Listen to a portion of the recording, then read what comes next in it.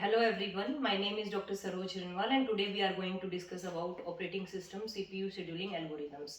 So in CPU scheduling algorithm we are going to discuss about basic scheduling concepts, after that the scheduling criterias, and after that we are going to discuss about different kind of CPU scheduling algorithm. So in basic concepts we can see that now we have multi-programming and multitasking operating systems. So in that we just assign the processor to multiple processes and in such a way that we can utilize the processor in an effective manner. So here a process is having two states.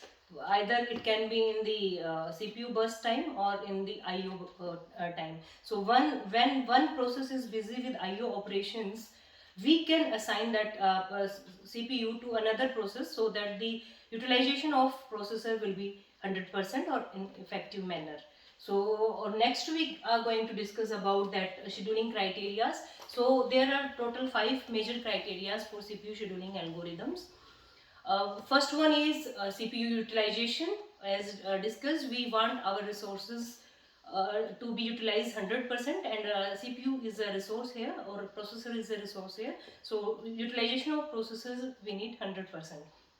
Next one is throughput. Throughput, we can define that number of processes are executed in per unit time.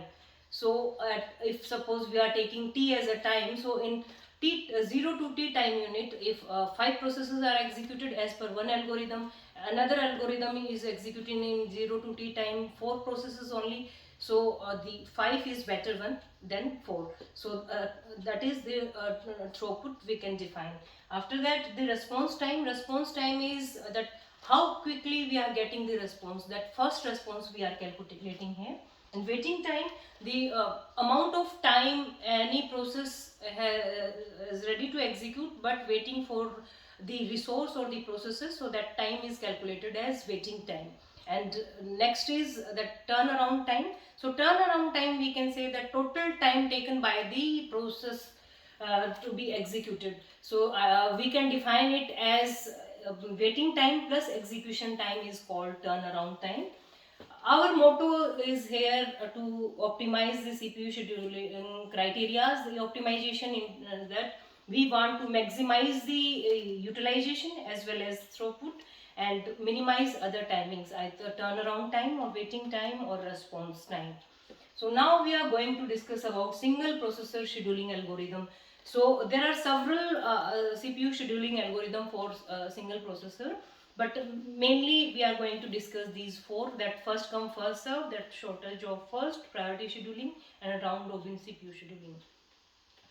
First come first serve CPU scheduling algorithm, as the name suggests, this is the simplest CPU scheduling algorithm in operating system. So when the process request first, we are going to allocate the resource or the processor to that particular process only. So with FCFS, the process that requests the CPU first is allocated the CPU first. So here we are considering example 1, that we have 3 processes are given to us, and the bus time is given 24, 3 and 3 respectively. And what we have assumed, as there is no arrival time is given, we have assumed arrival time as 0 for all the processes. So this Gantt chart is showing the scheduling of these 3 processes as per FCFS. At time instant 0, all 3 processes are ready to execute, but what we are doing, we are scheduling according to FCFS, first come first serve. So arrival sequence is P1, P2 and P3. So first we'll allocate the processor to P1. So P1 is having execution time of 24. So from 0 to 24, 0 plus 24 is 24. So up to 24, P1 process will be executed and P2 and P3 will be in waiting. So now at 24, the processor is free and 2 processes are ready to execute, P2 and P3. But we are considering P2 to be executed, as the arrival order is P1, P2 and P3. So we are allocating the processor at 24 to the process P2. So P2 is having execution time of 3 units. So 24 plus 3, it will be 27. At 27, we will allocate, as only one process is there in the queue, P3. So we'll allocate this processor to P3. So P3 27 plus 3 is 30. So you can calculate by that you have done scheduling in a right manner. 24 plus 3 plus 3 will be 60 only. So now we are going to calculate the waiting time for each process. So how we can calculate waiting time? That the time at which the particular process has waited for the processor. So here you can see at time if we calculate the waiting time for P1, P1 is at 0, arrival time is 0, and we have allocated the processor at 0 only.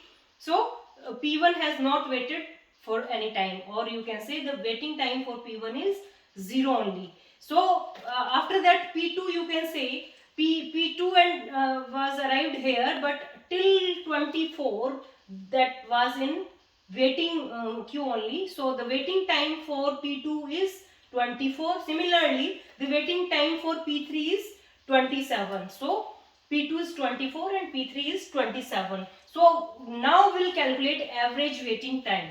So average waiting time 0 plus 24 plus 27, as 3 processes are there, so divide by 3. So it will be 17 unit, whatever normally milliseconds we are considering. Average turnaround time. So what is the turnaround time for P1 process? P1's execution, how we have defined the turnaround time? Turnaround time we can define execution time plus waiting time, or you can say the total time taken by any process. So if we see about that, P1 process is having execution time 24 and waiting time is 0. So 24 plus 0 is 24. Now for P2 we are calculating that P2 is having execution time 3, but its waiting time is 24. So 24 plus 3 is 27. And similarly for P3's execution time is 3 and waiting time of P3 is 27. So 27 plus 3 is equal to 30. So likewise we can calculate the turnaround time, and we are considering average waiting time or average turnaround time of all these parameters. Why we are calculating average? Because there may be the case that one process is having optimal result but other process not. So we are calculating always average for turnaround time and waiting time as well. Next, now we are going to discuss the same case. In first come first serve CPU scheduling, it is very simple to implement, but the problem is of convoy effect. What is the convoy effect? We have seen in previous slide that there were 3 processes, P1, P2 and P3, and their execution time was 24, 3 and 3.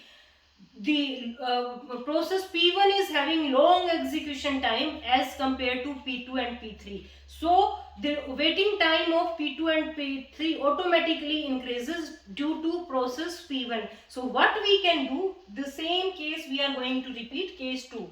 Suppose that the process arrives in order P2, P3, P1. What we have assumed in previous, that the process arrives in P1, P2 and P3. Now we have changed the sequence as P2, P3 and P1. Now you can see the Gantt chart that at time instant 0 all the processes are ready, but what sequence we are going to implement? P2, P3 and P1. P2, P3 and P1 just added their execution time. So P2's execution time is 3, P3's execution time is 3. So 0 plus 3 is 3, 3 plus 3 is 6, and now P1 is the last process. So 6 plus 24 is 30. So this will be the Gantt chart for that same case, but when we have changed the sequence or order of the execution. So now we can see waiting time for P1. Waiting time for P1 we can calculate that P1 arrived here, but this duration from this to this, that P1 has waited, and P3's waiting time is 3 and P2's waiting time is 0. So you can check that average waiting time, that P1's waiting time is 6, P3's waiting time is 3 and P2's waiting time is 0. So the average waiting time here is 3 only. In the same example, when the order was different, then this waiting time was 17. So there is a drastic change in this case. So this is the problem with FCFS CPU scheduling algorithm. And this problem, when one process is having long burst time or execution time, and the next coming process they have shorter execution time, in that case the performance of first come first CPU scheduling is degraded. So this effect is called convoy effect. This algorithm is very simple to implement, and what we are doing, we are just implementing this algorithm in non-preemptive manner. FCFS is non-preemptive CPU scheduling algorithm. What is the meaning of non-preemptive? Non-preemptive means once we have allocated the processor to P2, to until unless the execution of that process will not be over, we are not going to allocate that processor to any other. Means we are not going to preempt the resource from the processes. So this is all about first come first serve CPU scheduling algorithm. Afterwards we have that shortest job first and priority scheduling, round robin scheduling. So as we are going to improve the performance as per the performance criteria, that improving the utilization as well as minimizing the waiting time as well as turnaround time. Thank you.